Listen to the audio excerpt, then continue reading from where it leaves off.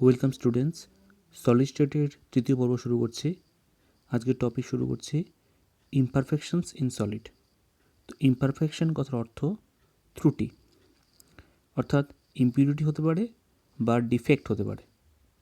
এই ইমপিউরিটি বা defect generally দুটি কারণে হয়। এক, ভ্যাকেন্সির জন্য, দুই, ইন্টারস্টিশিয়াল সাইটের জন্য। তো ভ্যাকেন্সি কথার অর্থ আমরা জানি জেনারেলি ক্রিস্টালাইন সলিডের ক্ষেত্রে কী হয়, রেগুলার অ্যারেঞ্জমেন্ট অফ অ্যাটমস থাকে। তো যদি সেই রেগুলার অ্যারেঞ্জমেন্টে কোনো একটি নির্দিষ্ট জায়গায় কোনো ফাঁকা স্থান চলে আসে, যেমন এক্ষেত্রে দেখছো একটি ভ্যাকেন্সি চলে এসছে, তো সেই ক্ষেত্রে এটি ভ্যাকেন্সির জন্য আমরা ইমপারফেকশন বলবো। দ্বিতীয়ত হতে পারে কোনো অভ্যন্তরীণ স্থানে মানে ইন্টারস্টিশিয়াল সাইটে যদি কোনো স্পেসিফিক অ্যাটম চলে আসে আকস্মিক, যেমন দেখছো এখানে একটি অ্যাটম রেগুলার অ্যারেঞ্জমেন্টের মধ্যে মাঝখান থেকে চলে এসছে, এই কারণে এটা ইন্টারস্টিশিয়াল সাইটের জন্য ইমপারফেকশন বলবো আমরা। তো এর ক্লাসিফিকেশন কী? দুটি ক্লাসিফিকেশন আছে। এক, স্টয়সিওমেট্রিক, দুই, নন স্টয়সিওমেট্রিক ডিফেক্ট। স্টয়সিওমেট্রিক কথার অর্থ কী? স্টয়সিওমেট্রিক কথার অর্থ হলো গিয়ে যে পার্টিসিপেটিং যে অ্যাটম বা ক্যাটায়ন বা অ্যানায়ন আছে তার অ্যারেঞ্জমেন্ট স্টয়সিওমেট্রিক ডিফেক্টের জন্য দু ধরনের হতে পারে। কী কী? এক হলো শর্টকি, দুই হলো গিয়ে ফ্রেঙ্কেল। তো স্টয়সিওমেট্রি ডিফেক্টের একটি স্পেশালিটি হলো এই ক্ষেত্রে স্টয়সিওমেট্রি অর্থাৎ সলিডের পার্টিসিপেটিং অ্যাটম বা ক্যাটায়ন বা অ্যানায়ন তাদের অ্যারেঞ্জমেন্টের কোনো চেঞ্জ হবে না, কোনো রকম ডিস্টারবেন্স হবে না। তো শর্টকি ডিফেক্টের ক্ষেত্রে কী হচ্ছে? শর্টকি ডিফেক্টের ক্ষেত্রে এটি হচ্ছে ভ্যাকেন্সির জন্য, আর ফ্রেঙ্কেল হচ্ছে ইন্টারস্টিশিয়াল সাইটের জন্য। তো প্রথমত শর্টকির ক্ষেত্রে কী হচ্ছে? শর্টকির ক্ষেত্রে কী হয় যে মিসিং ক্যাটায়ন বা অ্যানায়নের মানটা ইকুয়াল থাকে, অর্থাৎ কোনো একটি সলিডের অ্যারেঞ্জমেন্টে কোনো একটি নির্দিষ্ট জায়গায় যদি একটি অ্যানায়ন বেরিয়ে যায় তাহলে তার রেসপেক্টে সে একই সংখ্যক পরিমাণ একটি ক্যাটায়নও বেরিয়ে যাবে। তার মানে এক্ষেত্রে নাম্বার অফ মিসিং ক্যাটন অ্যানায়নের মানটা ইকুয়াল হতে হবে, যেহেতু কিনা টোটাল স্ট্রাকচারটিকে, টোটাল ক্রিস্টালাইন সলিডটিকে কী হতে হবে? ইলেকট্রিক্যালি নিউট্রাল হতে হবে। এই কারণে তো এখানে দেখছো কনফিগারেশনে যেখানে একটি অ্যানায়ন বেরিয়ে গেছে, ঠিক অন্য একটি জায়গায় অন্য একটি পজিশনে আরেকটি ক্যাটায়ন বেরিয়ে গেছে। তো যেহেতু এখানে ক্যাটায়ন অ্যানায়ন বেরিয়ে যাচ্ছে, ভ্যাকেন্ট হয়ে যাচ্ছে, তো এই ক্ষেত্রে কী হয়?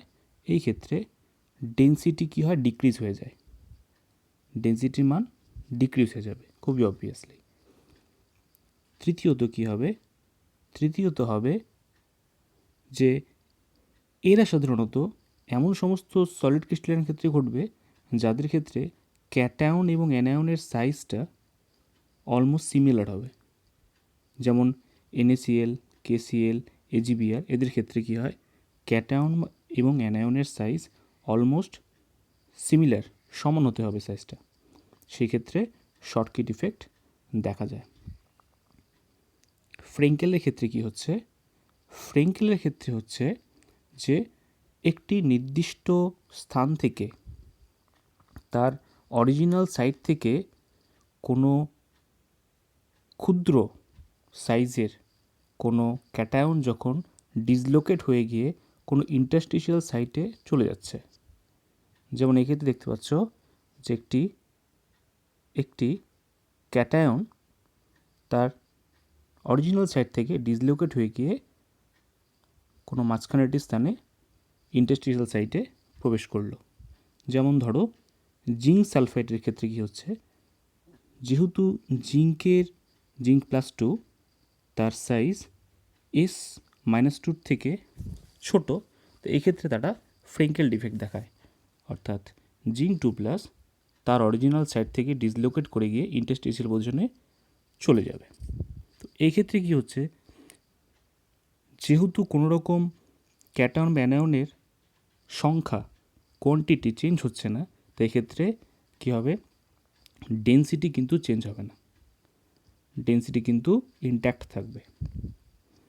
তৃতীয়ত এক্ষেত্রে একটু আগে বললাম কী ল, এক্ষেত্রে সাধারণত সেই সমস্ত সলিডের ক্ষেত্রে দেখাবে যাদের ক্ষেত্রে ক্যাটায়নের সাইজ অ্যানায়নের সাইজের তুলনায় অনেকটা ছোট থাকবে।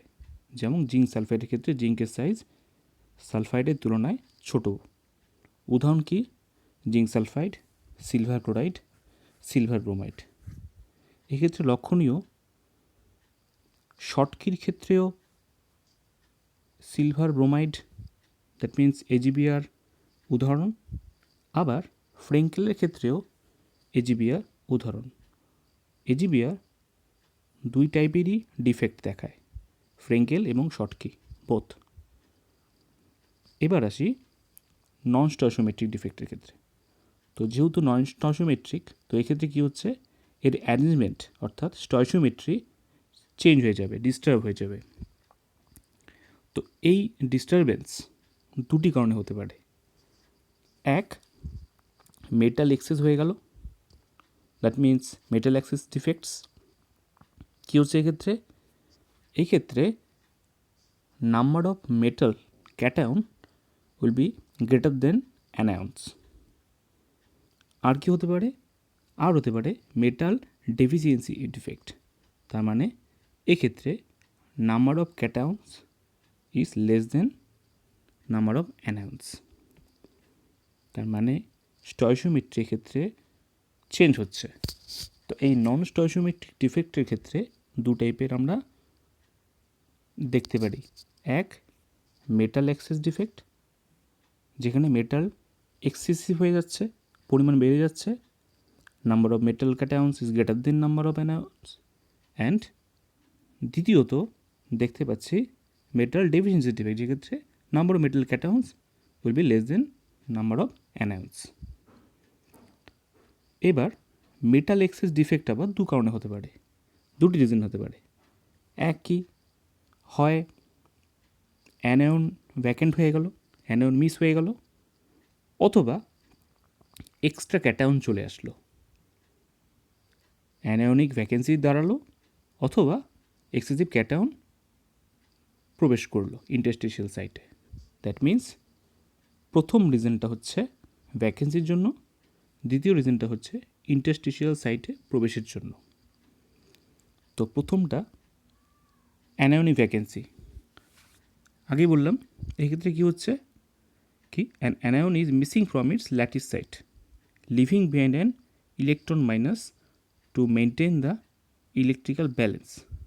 তার মানে ল্যাটিসটিকে ইলেকট্রিক্যালি নিউট্রাল হতে হলে কী হতে হবে, যে পরিমাণ অ্যানায়ন, যে সংখ্যক অ্যানায়ন বেরিয়ে যাচ্ছে, ঠিক সেই সংখ্যক ইলেকট্রন, নেগেটিভ চার্জের ইলেকট্রন ওই নির্দিষ্ট ল্যাটিসে থেকে যাবে, যাতে কিনা দুটি মিলে ইলেকট্রিক্যালি নিউট্রালিটি মেনটেন থাকে।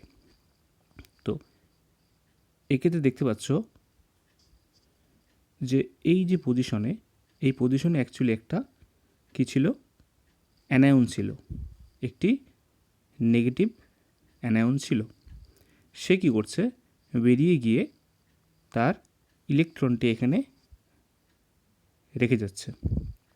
তো এই যে স্পেসিফিক পয়েন্ট, যে পয়েন্টে একটি অ্যানায়ন লিভ করে চলে যাচ্ছে এবং তার পরিবর্তে একটি ইলেকট্রন রেখে যাচ্ছে, সেই পয়েন্টটিকে বা সেই সেন্টারটিকে এফ সেন্টার বলা হয়। অ্যান্ড এফ ফর ফারভেনজেন্টার, that means colour, that means colour. তা কথার অর্থ হলো এই যে এই ত্রুটির জন্যই আমরা মেটালদের মধ্যে জেনারেলি কালার দেখতে পারি। উদাহরণ হিসেবে বলতে পারি, NaCl এর যদি কোনো ক্রিস্টালাইন সলিড আমরা নেই, তাকে যদি আমরা সোডিয়াম ভেপার দিয়ে ট্রিট করি, তাহলে কি হবে, ওর মধ্যবর্তী যে Cl মাইনাস অ্যানায়নটি আছে, সেই সোডিয়াম ভেপারের প্রভাবে সে ক্লোরিন বেরিয়ে যাবে, সোডিয়ামের থেকে ইলেকট্রন গ্রহণ করবে এবং NaCl এ রূপান্তরিত হয়ে থাকবে। বাট ওর ইলেকট্রনিক চার্জটা ওই ক্রিস্টাল ল্যাটিসে থেকেই যাবে।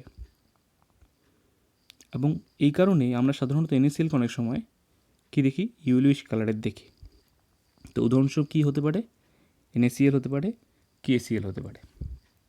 এবার আসি ডিউ টু এক্সট্রা ক্যাটায়ন, অর্থাৎ ইন্টারস্টিশিয়াল সাইটে কোনো একটি ক্যাটায়ন প্রবেশ করলো এবং সঙ্গে সঙ্গে তার সঙ্গে একটি ইলেকট্রনও প্রবেশ করতে হবে ইলেকট্রিক্যালি নিউট্রালিটি বজায় রাখার জন্য। তো এখানেও ক্রিস্টাল ইজ ইলেকট্রিক্যালি নিউট্রাল। এবং এই ধরনের ডিফেক্টটা ফ্রেঙ্কেল ডিফেক্টই বলা হবে। যেমন আগেরটির ক্ষেত্রে এটিকে আমরা বলতে পারি শর্টকি ডিফেক্ট ডিউ টু ভ্যাকেন্সি, এবং এই ক্ষেত্রে যেহেতু ইন্টারস্টিশিয়াল সাইটে প্রবেশ করছে তো এটাকে আমরা বলতে পারি ফ্রেঙ্কেল ডিফেক্ট। যেমন জিঙ্ক অক্সাইডের ক্ষেত্রে এটা দেখা যায়। জিঙ্ক অক্সাইডের ক্ষেত্রে জিঙ্ক 2+ ক্যাটায়নটি ইন্টারস্টিশিয়াল সাইটে প্রবেশ করছে এবং তার সঙ্গে ইলেকট্রনও ইন্টারস্টিশিয়াল সাইটে প্রবেশ করছে ইলেকট্রিক্যালি নিউট্রালিটি বজায় রাখার জন্য। Next topic, metal deficiency defect. এই ক্ষেত্রে কি হচ্ছে, the defects occurs where metal shows variable valency. তার মানে এই সমস্ত ডিফেক্টের ক্ষেত্রে সাধারণত এমন সব সলিডের ক্ষেত্রেই হবে যাদের ক্যাটায়নরা ভেরিয়েবল ভ্যালেন্সি দেখায়, লাইক Fe।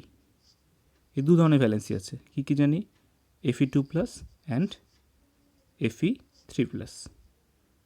তো এরা সাধারণত মেটাল ডেফিসিয়েন্সি ডিফেক্ট দেখায়। কী করে? ধরো কোনো একটি ক্রিস্টালে, লাইক Fe অক্সাইডের ক্রিস্টালে যদি Fe+2 এর 3টি ক্যাটায়ন বেরিয়ে যায় তাহলে +6 ডেফিসিয়েন্সি দাঁড়ায়, এবং তার পরিবর্তে যদি Fe3+ দুটি প্রবেশ করে তাহলে কি হচ্ছে, এটিও +6 দেখাচ্ছে। অর্থাৎ Fe+2 এর 3টি +6 পরিবর্তে Fe+3 এর 2টি ক্যাটায়ন ওই ল্যাটিসে প্রবেশ করছে।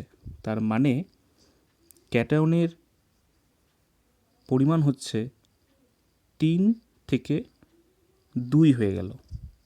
Fe2+ এর 3টি পরিবর্তিত হয়ে গেল Fe3+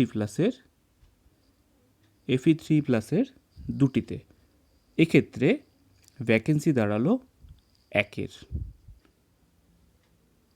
ভ্যাকেন্সি ওখানে দাঁড়ালো। এটাকে বলবো আমরা মেটাল ডেফিসিয়েন্সি ডিফেক্ট। শেষ টপিক, ইলেকট্রিক্যাল প্রপার্টিস। তো এই ইলেকট্রিক্যাল প্রপার্টিস সাধারণত 3 টাইপের আমরা দেখতে পারি। কি কি? Conductors, ইনসুলেটার্স and সেমিকন্ডাক্টার্স। কার উপর নির্ভর করে হয় এটা হয় সাধারণত ভ্যালেন্স ব্যান্ড অ্যান্ড কন্ডাকশন ব্যান্ডের গ্যাপিংয়ের উপর। ভ্যালেন্স ব্যান্ড এবং কন্ডাকশন ব্যান্ডকে আমরা এনার্জির লেভেল হিসেবে কম্পেয়ার করতে পারি। কি, যখন কোনো একটি ইলেকট্রন তার ভ্যালেন্স শেলে থাকে সেই ইলেকট্রন যখন এনার্জি গেইন করে তখন ও ফ্রি ইলেকট্রনে পরিণত হয়ে যায় এবং সেই কারণে সে তখন ইলেকট্রিসিটি কন্ডাক্ট করতে পারে। তো এই ভ্যালেন্স ব্যান্ড আর কন্ডাকশন ব্যান্ডের মধ্যেকার ডিফারেন্স ওপর ডিপেন্ড করবে যে সে কতটা ইলেকট্রিসিটি কন্ডাক্ট করতে পারবে। কন্ডাক্টার্সের ক্ষেত্রে কী হয়, এক্ষেত্রে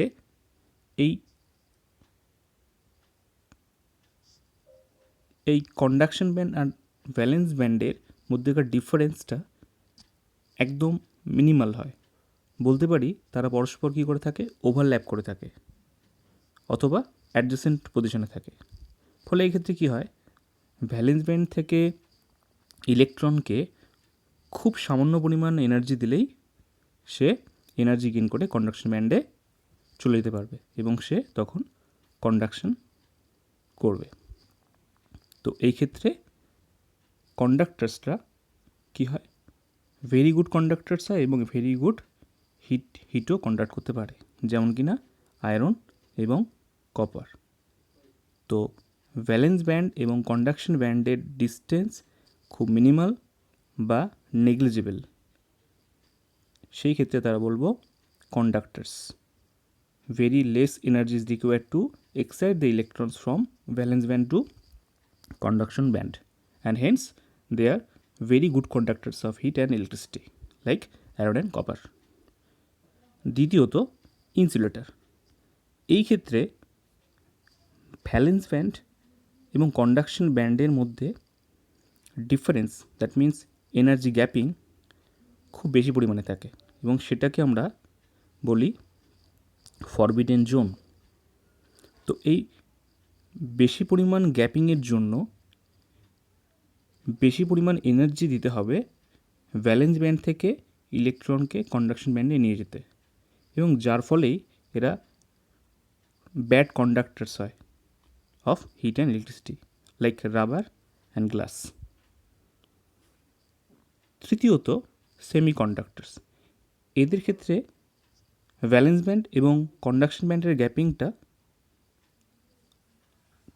সামান্য হয়, ওভারল্যাপও হয় না এবং খুব দূরেও থাকে না, স্মল গ্যাপ থাকবে এদের ক্ষেত্রে। এই ক্ষেত্রে তাদের কি হবে, খুব সামান্য পরিমাণ এনার্জি দিলেই ইলেকট্রন ভ্যালেন্স ব্যান্ড থেকে কন্ডাকশন ব্যান্ডে মুভ করবে এবং তখন সে কন্ডাক্টিভিটি দেখাবে।